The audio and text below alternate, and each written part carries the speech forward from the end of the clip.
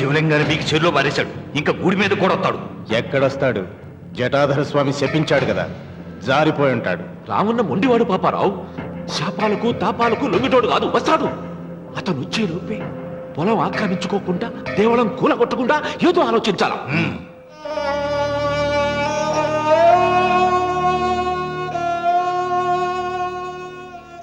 అన్నయ్య, ఆయనతో మాట్లాడే ధైర్యం నాకు లేదు.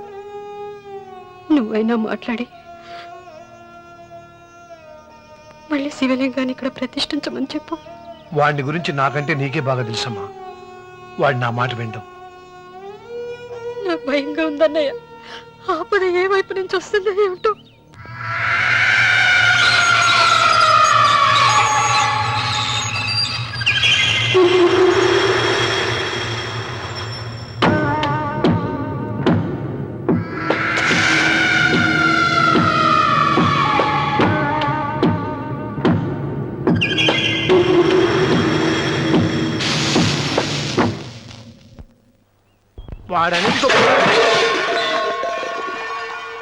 అరే ఏమిటై పని? మరి ఏం చేయమంటావమ్మా? నాన్నేమో ఆలయం పడగొట్టడానికి వెళ్తున్నారు. నా పెళ్ళి అయిపోవటం ఖాయం. ఇంట్లో కూర్చొని నీకు వంట సాయం చేద్దామని వచ్చాను. అన్నయ్య, నువ్వే ఆయనకి ఏదో ఒకటి చెప్పి ఆలయం పడగొట్టకుండా చూడాలి. నేను మాత్రం ఏం చేయగలనమ్మా? వీడి పెళ్లి వరకు ఆలయం పడగొట్టకుండా ఉంటాను ప్రయత్నిస్తాను. ఆ తర్వాత వాడి దయ. అన్వర్, అయ్యా. బండి రెడీ చేయి. రావుడు, నీతో ఒక విషయం మాట్లాడాలి. ఇలా కూర్చో.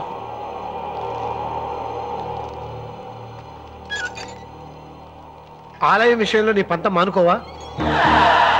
నిన్న జరిగింది మరచిపోను. నేడు జరగాల్సింది వాయిదా వేయను. రేపు జరగబోయే దాన్ని గురించి ఆలోచించను. ఆలయాన్ని ఈ రోజే పడగొట్టిస్తాను. నీకు కావాల్సింది పొలం కదా, ఆలయం జోలికి ఎందుకు వెళ్ళటం? ఆ పొలం నాకు దక్కకుండా అడ్డుపడింది అమ్మవారి ఆలయమేగా. ఆలయాన్ని పడగొడితే ఆ పొలం నీదవుతుందా? అవుతుంది. ఆ సాంబశివరావు పొలాన్ని రాసింది ఆలయానికిగా. ముందు ఆలయాన్ని పడగొట్టించి, ఆలయమే లేదు కాబట్టి ఇక పొలం ఎందుకని ప్రశ్నించి అప్పుడు నా స్వాధీనం చేసుకుంటాను. కొడుకు పెళ్లికి తాంబూలాలు పుచ్చుకున్నావురా. 3 ముళ్ళు వేయించకుండా ఆలయం పడగొట్టాలని బయలుదేరుతున్నావు. ఇది ఏమన్నా ధర్మంగా ఉందా?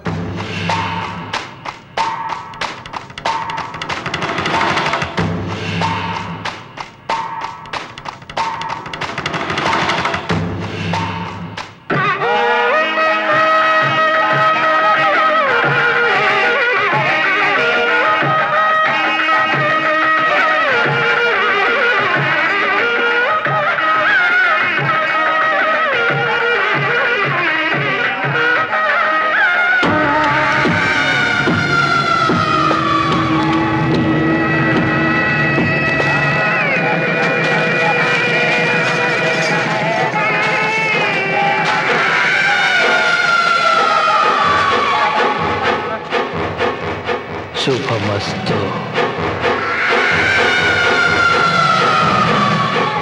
నీకు మాత్రం అస్తమస్తు.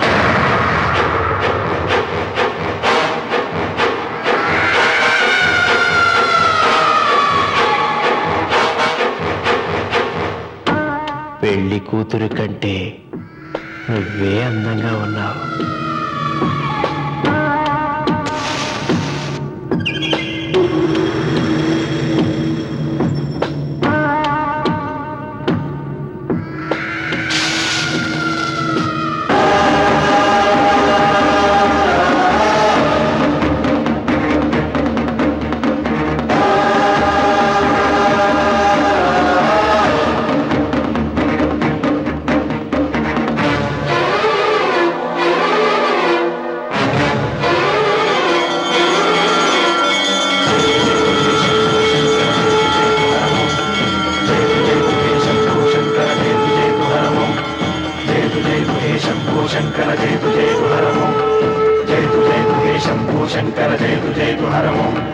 नागेन्द्रहाराय त्रिलोचनाय तस्माङ्गरागाय महेश्वराय नागेन्द्रहाराय त्रिलोचनाय तस्माङ्गरागाय महेश्वराय नित्याय शुद्धाय दिगम्बराय तस्मै नकाराय नमः शिवाय।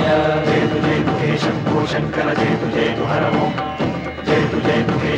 శంకర జయతు జయతు హరము జయతు జయతు హే శంభో శంకర జయతు జయతు హరము. ఇదిగో లోకేశ్వరరావు, అయ్యా రేపు అన్నయ్య పుట్టినరోజు కదా, ఎవరైనా కొత్తగా పెళ్లి చేసుకున్న జంటలున్నారేమో చూడు. అలాగే.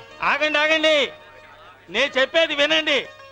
మీకందరికీ తెలుసు, ప్రతి సంవత్సరం శివరామకృష్ణయ్య గారు తన పుట్టినరోజు నాడు పెళ్లి చేసుకునే కొత్త జంటకు తాళిబొట్టు, కొత్త బట్టలు, 2 ఎకరాల పొలం దానం చేస్తారు. కాబట్టి రేపు ఎవరైనా పెళ్లి చేసుకునే వాళ్ళు ఉంటే వచ్చి పేర్లు నమోదు చేసుకోండి.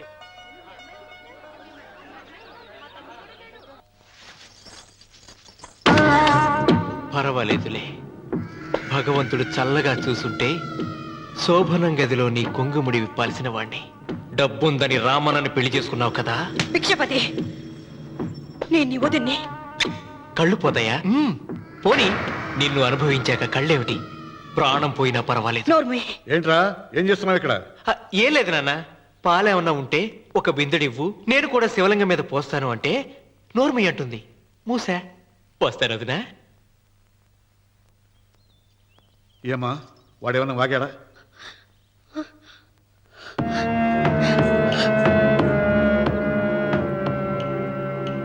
రే భిక్షపతి! అవును, అసహ్యంగా చండాలంగా వాగాను. చంపుతావా? చంపు. మీ తాత ముత్తాతల జంతువుల్ని చంపితే నువ్వు నన్ను చంపు. చంపి నా తల కూడా గుమ్మానికి వేలాడగట్టు. ఇదిగో, పుట్టినప్పటి నుంచి సీత నా భార్య అనుకున్నాను, ఆరాధించాను. నేను తాగుబోతుని, తిరుగుబోతుని, లపూట్ వేదవునని చెప్పి ఆ సీతకు రామన్న చౌదరి గారికి దగ్గరుండి పెళ్లి జరిపించావు కదా. వాళ్ళ కాపురం కూల్చే వరకు నాకు మనశ్శాంతి ఉండదు. సీతని కట్టబెడితే పీటల మీద విషం దాకా చచ్చిపోతుందని బంగారు లాంటి రామునికిచ్చి పెళ్లి చేయించానురా. వెంటనే నీ పద్ధతి మార్చుకోకపోతే నువ్వు తినే అన్నంలో విషం కలిపి చంపేస్తాను రా వెధవా. వద్దు నాన్న, వద్దు. ఈ చెంప దెబ్బ ఎప్పుడో కొట్టుంటే బాగుపడి ఉండేవాడిని. నాన్న, నీ మీదొట్టు, ఇంకెప్పుడు తప్పు చెయ్యను నాన్న, తప్పు చెయ్యను. నన్ను క్షమించు నాన్న. ఏర్పాట్లన్నీ పూర్తయ్యాయా? అది ఏమైంది లోకేశ్వరరావు? 50 జంటలు నమోదు చేయించుకున్నారండి. అందులో 30 జంటలకి దానం చేయడానికి మాత్రమే మన దగ్గర భూమి మిగిలి ఉంది. మరి మిగతా 40 ఎకరాలు అంటే మన పొలం అంతా? ఈవేళ బాబు గారు, ఎన్ని సంవత్సరాల నుంచి దానం చేసుకుంటూ వస్తున్నారు. కొండలైనా కరిగిపోవలసిందే కదా. మరి ఇన్నాళ్ళు నాకెందుకు చెప్పలేదు? మీరు పుణ్యకార్యం చేస్తున్నారు, మిమ్మల్ని ఇబ్బంది పెట్టడం ఎందుకని. రామన్న పేరుతో 2000 ఎకరాలు ఉండాలిగా, అందులోంచి రాసేవాడిని. అందులో మిగిలిన 60 ఎకరాలే ఇప్పుడు రాశానండి. ఆయన పేరు మీద గజం భూమి కూడా మిగలలేదు. రేపు శుభకార్యం ఆకూడదయ్యా. నూతన దంపతులు నా ఇంటి దగ్గర నుంచి నిరాశగా తిరిగి వెళ్ళకూడదు. నాతోరా జగన్నాథం. అన్నయ్య, నువ్వు ఈ సాయం చేస్తే నా పరువు కాపాడిన వాడి అవుతావు. 40 ఎకరాలే కాదు, నా యావదాస్తి మొత్తం నాకు ఇస్తాను, నా ప్రాణాలను ఇస్తాను. లోకేశ్వరరావు, అయ్యా కాగితాలు.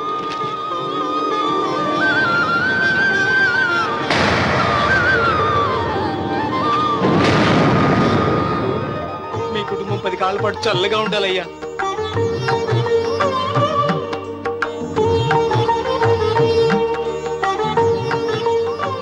నీ పొలం వాయన దానం చేస్తాడు, పేరు తెచ్చుకుంటాడు. ఇంకా నీకే మిగులుతాది, గబ్బు లేచిపోతావు. తొందర పడకు, చూస్తావుగా. ఒరే రావుడు, ఈ భోజనాల కార్యక్రమం చూస్తుంటే నాకు తిరుపతి దేవస్థానం గుర్తుకొస్తోందిరా. నువ్వైనా చెప్పచ్చు కదా మీ నాన్నకి, ఈ దానాలకు అంతే లేదా? ఎదుటివాడికి ఇంత పెట్టడంలో ఆయన ఆత్మసంతృప్తి పొందుతున్నారు. ఆ పుణ్యమే ఆయన నిండు నూరేడు బతికిస్తుంది. నువ్వు అన్నం వచ్చి ఇదంతా నీ పుణ్యమేరా. అంత మాటలు కన్నయ్య. హర హర మహదేవ్ శంభో శంకర. ఓం నమః శివాయ. పెదనాన్న, ఏం బాబు? పెదనాన్న, నాన్న. ఏమిట్రా? నాన్న నోరు. ఏమిటో చెప్పరా? మా నాన్న నోరు తెరిచి నిన్ను అడగలేక నాకు దస్తావేజీలు ఇచ్చి పంపించాడు. దేనికి? మీరు మా దగ్గర తీసుకున్న పొలానికి గాను రుణపత్రం రాయించుకు రమ్మన్నాడు.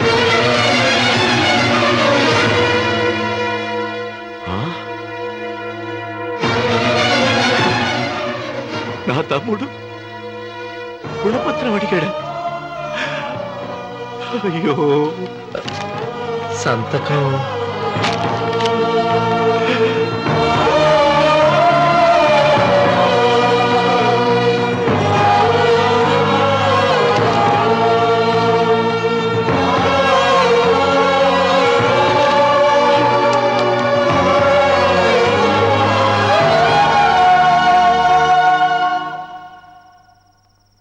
ఏంట్రా తినమేంటి?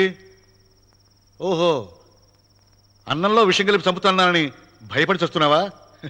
లేదురే, తిను. ఏంట్రా నాకేమైంది? నువ్వు అన్నంలో విషం కలిపి నన్ను చంపుతానన్నావు కదా, ఆ పాపం నీకెందుకు అంటగట్టాలి అని నేనే నా అన్నంలో విషం కలుపుకున్నాను నాన్న. పొరపాటుగా పళ్ళాలు మారాయి. నాన్న ఎలాగో చచ్చిపోతున్నావు కదా, నీకు రహస్యం చెప్పనా? ఇంతకు ముందే మీ అన్నయ్య చేత దొంగ దస్తావేజీల మీద సంతకం పెట్టించుకున్నా. వాళ్ళని వీధిలోకి తీసుకొస్తా.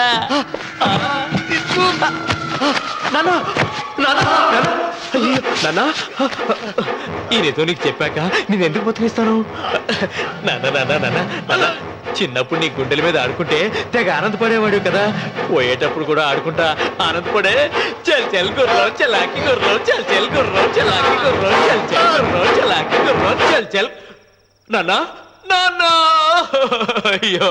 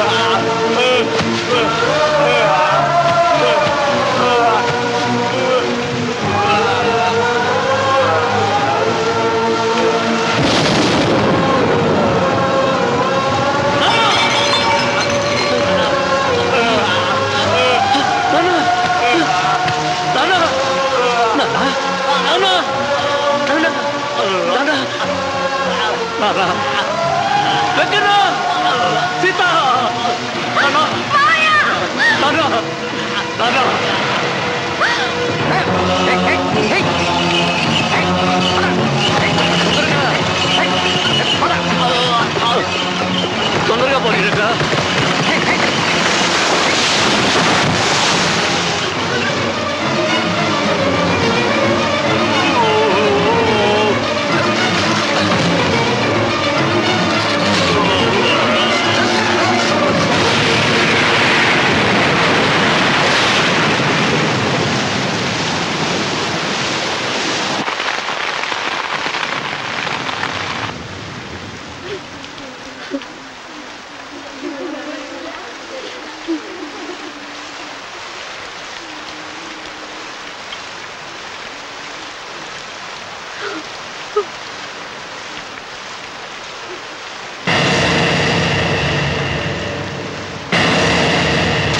అందరికీ నమస్కారం.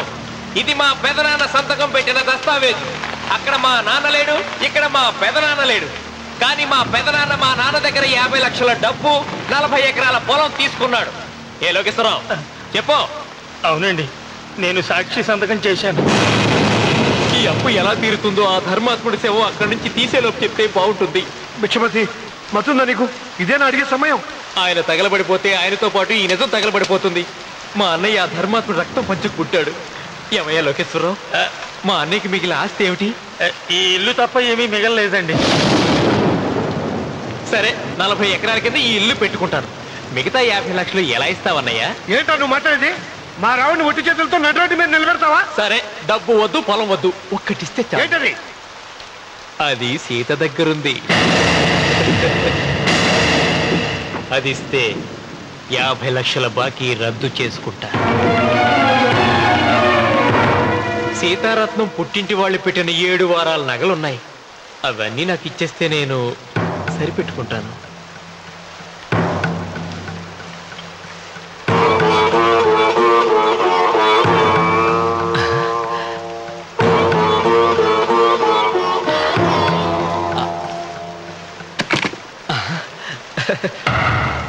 ఏమిటి నీ మెళ్ళ ఉన్న మంగళసూత్రం బంగారం కదా, అది కూడా తీసిపెట్టు.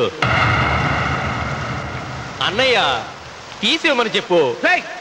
నువ్వు కట్టాల్సిన మా రావుడు కట్టాలని ఖచ్చితంగా కదా ఈ పని చేస్తున్నావు. తప్పు మాట్లాడుతున్నావు శాస్త్రి. నాకు ఆ తాళి అక్కర్లేదు, ఆ 50 లక్షలు కట్టమను. మీకందరికీ చేతులెత్తి మొక్కుతున్నారు. ఒక ఐదు ఇల్లాల 5వ తనాన్ని కాపాడండి. మీకోసం తన సరస్వాన్ని మీకు దానం చేసి కొడుకును ఒట్టి చేతులతో నిలబెట్టారు మా శివరామకృష్ణ గారు. మీరందరూ ఇంటి మూలంగా లాభం పొందిన వారే. ఆ ఇల్లాను మంగళసూత్రం తీయకుండా కాపాడండి. దయచేసి మీకు కొంచెం సహాయం చేయండి. పంతులు, నీకేమైనా సిగ్గుండదా? కడుపుకు అన్నం తింటాడావా, గడ్డి తింటాడావా? దానం ఇచ్చినేటిది తిరిగి పీక్కుంటావా? నీ అమ్మాల కలుగాల పెట్ట. ఊరికేనే ఇచ్చాడా? పుణ్యం కోసం ఇచ్చాడు. సత్యాక తిరిగి ఇవ్వమంటే ఎలాగండి? ఎవడు దానం చేయమన్నాడండి? ఒళ్ళు కొవ్వెక్కి దానం చేశాడు. అన్నం పెట్టి తిన్నది కక్కమంటే ఎలాగండి? సోము తమ్ముడిది సోకేవా అన్నగారు అనుభవించారన్నమాట. ఏమిగా నిలబడి చూస్తాడారు సిగ్గు లేకుండా? ఈయనే ఉంటే మన హున్నేటి అని విక్కుంటారు, మనం వచ్చే పట్టుకొని అడుగు తినాలి. ఏం చూస్తాడే?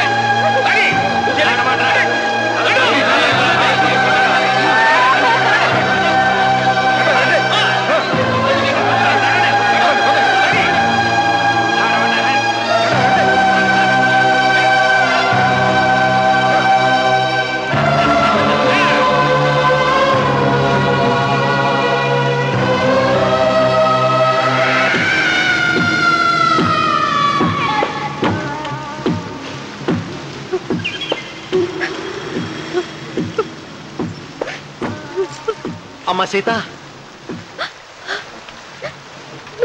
భిక్షపతి, మా వియ్యంకుడు బాకీ ఉన్న 50 లక్షల డబ్బు, 40 ఎకరాల పొలం నీకు నేనిస్తాను, సరేనా?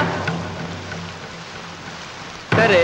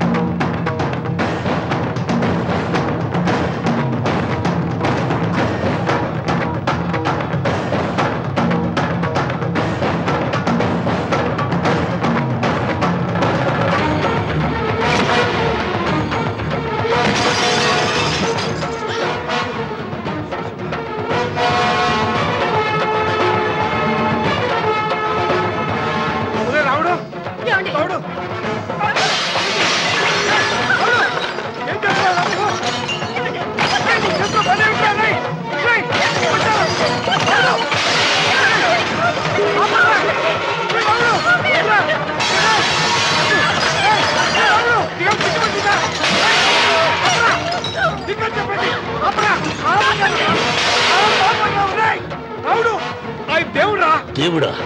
ఆయన దేవుడే అయితే 24 గంటలు శివ పూజ చేస్తూ దానధర్మాలు చేసిన మా నాన్నకు దిక్కులకి సౌనిస్తాడా? దేవుడి పట్ల అపచారం చేయటం మహాపాపం రా. దేవుడిని ఎన్నాడు మనం చేసుకునే ఆత్మద్రోహం. అసలు దేవుడే లేడు. దిష్టి బొమ్మలాగా నా ఇంటి ముందు ఆ శివలింగం ఉండడానికి వీల్లేదు. తప్పో మీరు ఆ శివలింగం జోలికి వెళ్తే నా ప్రాణాలు తీసేసి వెళ్ళండి. నా భర్త దేవుడికి అపకారం చేయడం ఈ కళ్ళతో చూసే కంటే మీ కళ్ళ ముందే చచ్చిపోతాను. నన్ను చంపేసేయండి. నీకు ఇంటి ముందు శివలింగం దేవుడా, నాకు మాత్రం నల్లరాయి. ఈ రోజు నుంచి నేను ఈ వీధి గుమ్మం నుంచి నడవను. ఆ నల్లరాయిని కన్నెత్తి చూడను. ఆ పెరటి గుమ్మమే నాకు వీధి గుమ్మం. ఇది అంగీకరిస్తుంది. నువ్వు నమ్ముతున్న దిష్టి బొమ్మ కోసం కాదా, ఈ కోసం. లక్ష్మి వచ్చింది. ఇంకా సీతారామాలి. భిక్షపతి గారు తీసుకున్నది 40 ఎకరాలని, మిగతాదంతా కుట్ర అని, ఆ కుట్రలో నాకు భాగస్వామ్యం ఉందని రామన్న గారికి తెలిస్తే నన్ను చంపేస్తారండి. ఏయ్, డబ్బు చూసేసరికి ఆశ పుట్టిందా? ఇదిగో ఈ సంగతి ఎవరికైనా చెప్పావో కోసేస్తా. ఒరే భిక్షపతి, నువ్వు నాశనం అయిపోతావురా, నాశనం అయిపోతావు.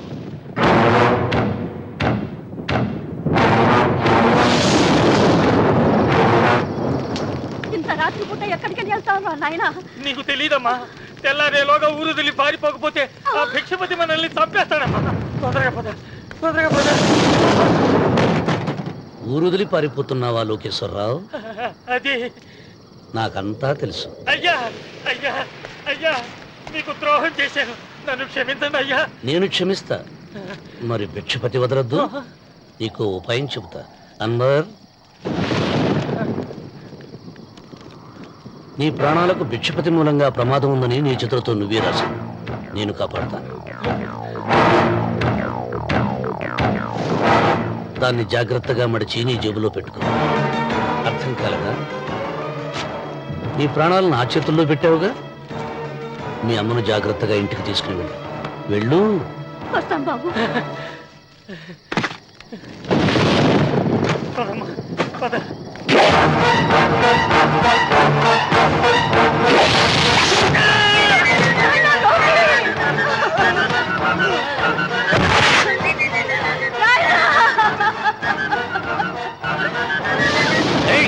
ఎడవకో, ఎడవకో.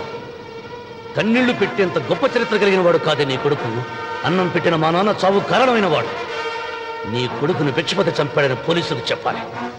అప్పుడే బ్రతికినంత కాలం నీకు నీ మనవరాలకి ప్రాణభిక్ష పెడతాను. లేకపోతే అన్వర్, అయ్యా, వీడి శవాన్ని తీసుకెళ్లి భిక్షపతి ఇంటి ముందు పడే.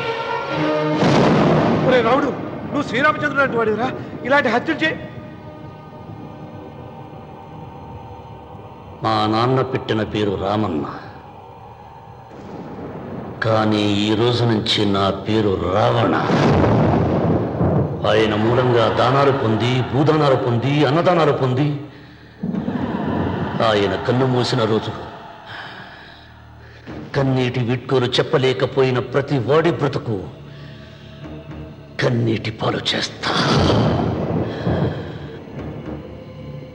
అవసరం సృష్టికి తల్లి, అనుభవం తెలివికి తండ్రి.